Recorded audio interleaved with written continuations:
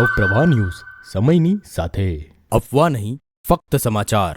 નમસ્કાર, નવપ્રવાહ ગુજરાત ન્યૂઝમાં આપનું હાર્દિક સ્વાગત છે। તથા વાઘોડિયા લૂંટની ઘટનાને લઈને વડોદરા ગ્રામ્ય પોલીસ દ્વારા મહત્વપૂર્ણ પ્રેસ કોન્ફરન્સ યોજવામાં આવી હતી। વડોદરા ગ્રામ્ય પોલીસ અધિક્ષક શ્રી સુશીલ અગ્રવાલ દ્વારા પોલીસ અધિક્ષક કચેરી ખાતે મીડિયા સમક્ષ સમગ્ર મામલે માહિતી આપવામાં આવી હતી।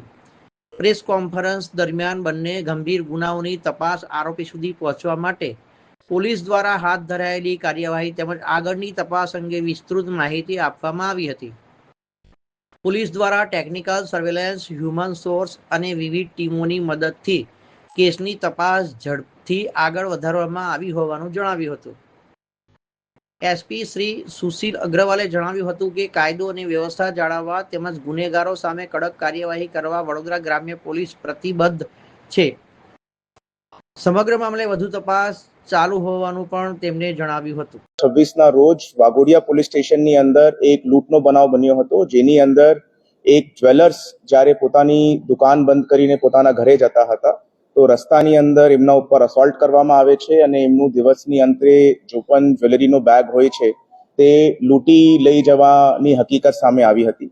તેને એફઆઈઆર લોન્ચ થયા પછી તાત્કાલિક પોલીસ દ્વારા એ વિસ્તારના સીસીટીવી કેમેરા ચેક કરવાનું કાર્યવાહી હાથ ધરવામાં આવી હતી અને એ સીસીટીવી કેમેરાને ચેક કરતા પોલીસે જો છે આરોપીઓની મૂવમેન્ટને ટ્રેસ કરવામાં આવ્યું હતું। 450 થી વધારે સીસીટીવી પોલીસ દ્વારા ચેક કરવામાં આવ્યા છે અને ઠેક વાઘોડિયાથી જાંબુઆ જિલ્લા એમપી સુધી આ 200 કિલોમીટરથી વધારે રૂટની ઉપર 450 થી વધારે સીસીટીવી કેમેરા ચેક કરીને આ આખું આરોપીઓનું જો રૂટ છે તેનું પર્દાફાશ કરવામાં આવ્યું છે। આ જો ગેંગ છે તે જાંબુઆ જિલ્લાની વાસુનિયા ગેંગ તરીકે ઓળખાય છે અને એની અંદર ગેંગના 2 મુખ્ય આરોપી પોલીસ દ્વારા અરેસ્ટ કરવામાં આવ્યા છે, જેની અંદર રમેશ વિજયાભાઈ પરમાર રહેવાસી જાંબુઆ અને રમેશ ઉર્ફે રંગી તાહિર રહેવાસી જાંબુઆ, આ 2 આરોપીઓની ધરપકડ કરવામાં આવી છે। આ બંને આરોપીઓ ઉપર પહેલા 3 અને 5 જેટલા એફઆઈઆર ની અંદર ગુનાઓ રજીસ્ટર્ડ છે। એ સિવાય બીજા 4 આરોપીઓને વોન્ટેડ જાહેર કરવામાં આવ્યો છે, જેની અંદર ધુલેશ ઉર્ફે દિલીપ વાસુનિયા છે, જુવાનસિંહ સકારિયા વાસુનિયા, જેલુ કેગર વાસુનિયા અને રમેશ સરકારિયા વાસુનિયા। આ તમામ ગેંગના સભ્યો ઉપર મહારાષ્ટ્ર, ગુજરાત અને એમપીની અંદર લૂંટ, ધાડ, આર્મ્સ એક્ટ જેવા ગંભીર ગુનાઓ નોંધાયેલા છે અને એક અક્યુઝ ઉપર મહારાષ્ટ્રની અંદર મકોકાનો ગુનો પણ રજીસ્ટર કરવામાં આવ્યો છે, Maharashtra control of organise crime act, અને એક અક્યુઝ જો છે તે 13 વર્ષની સજા કાપીને જેલમાંથી બહાર આવ્યો છે।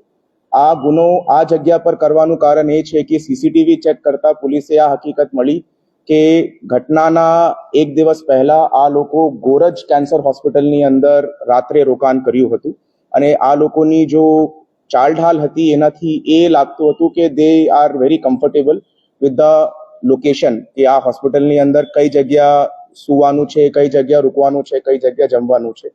પૂછપરછ દરમિયાન એ હકીકત સામે આવી છે કે ભાઈ ધુલેશ ઉર્ફે દિલીપ વાસુનિયા જો છે એમની વાઇફનું ઇલાજ આ હોસ્પિટલની અંદર ચાલતું હતું અને એ ઇલાજ દરમિયાન એ ખરીદી કરવા માટે ઘણી વખત વાઘોડિયા ટાઉનની અંદર આવતો હતો અને આ ગેંગની જૂની એમો છે કે ભાઈ જ્વેલરીના શોરૂમ ઉપર કે જ્વેલરીના દુકાન ઉપર કે માણસ ઉપર એવી રીતે અસોલ્ટ કરવાનું અને સોના દાગીના જો છે લૂંટીને ભાગી જવાનું।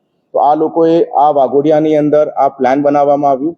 આ જો છે 11 તારીખે આ વસ્તુનો અટેમ્પ્ટ કરવામાં આવ્યું હતું, બટ જે તે દિવસે આ લોકો સફળ નહીં રહ્યા। પછી 12 તારીખે ફરીથી આ ઘટનાને અંજામ આપવામાં આવ્યું હતું। આમાં જો આરોપી છે ધુલેશ ઉર્ફે દિલીપ વાસુનિયા, 11 તારીખે એ સળિયા લઈને જો છે સીસીટીવીની અંદર કેપ્ચર થયા છે અને સળિયાથી કદાચ માણસની મૃત્યુ થઈ જાય અને ઓલરેડી એ લોકોમાંથી એક કિસ્મનો 13 વર્ષની સજા કાપીને આવ્યો હતો, તો બીજા દિવસે આ લોકોએ પાઇપથી આ અસોલ્ટ કરવામાં આવ્યું હતું અને આ અત્યારે પોલીસ દ્વારા, વડોદરા રૂરલ પોલીસ દ્વારા અને એમપી પોલીસ દ્વારા એક જોઈન્ટ ઓપરેશન કરીને મધ્યપ્રદેશની અંદર જાંબુઆ જિલ્લામાંથી આ 2 આરોપીઓની ધરપકડ હાલ કરવામાં આવી છે। પોલીસ દ્વારા પ્રોડક્શન કરતા 5 દિવસની પોલીસે એની અંદર રિમાન્ડ મળી છે અને આગળની કાર્યવાહી હાથ ધરવામાં આવશે। આ લોકોએ કોઈ પહેલા રેકી કરી હતી? હા, આ લોકોની જો રેકી છે તે 5 તારીખે કરવામાં આવી હતી, એ પણ સીસીટીવી ની અંદર કેપ્ચર છે।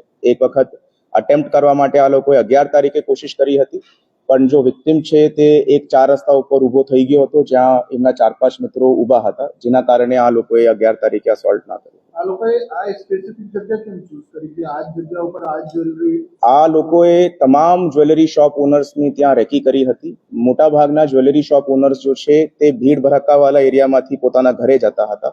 ખાલી આ જ એક ભોગ બનનાર છે જે સુનસાન રસ્તાથી પોતાના ઘરે જતો હતો, એના માટે આનું ચયન કરવામાં આવ્યું. આપણે કઈ કઈ વસ્તુ આ લોકો પાસે કબજે કરીને વાત એવી હતી કે 300 ગ્રામ સોનું પણ લૂંટાયાની એવી વાત ચાલી. આપણે કઈ કઈ વસ્તુ રિકવર હાલ પૂરતું જો રિકવરી છે એ પોલીસ દ્વારા અત્યારે રિમાન્ડની અંદર રિકવરી કરવામાં આવશે અને આરોપીઓ પાસે જો એક મોટરસાયકલ હતી જો ગુનાની અંદર ઇસ્તેમાલ કરવામાં આવી છે તે રિકવર કરવામાં આવ્યું છે. આ લોકોની મોટરસાયકલ ઉપર ફેક નંબર પ્લેટ જો છે પોલીસે મળી છે, જેના હિસાબથી ફોર્જરીના ગુનાઓ ઉમેરવામાં આવશે અને આ જો લૂંટ છે કેમ કે 6 આરોપીઓ છે તો એ પણ ધાડનું ઉમેરવાની અંદર કરવામાં આવશે.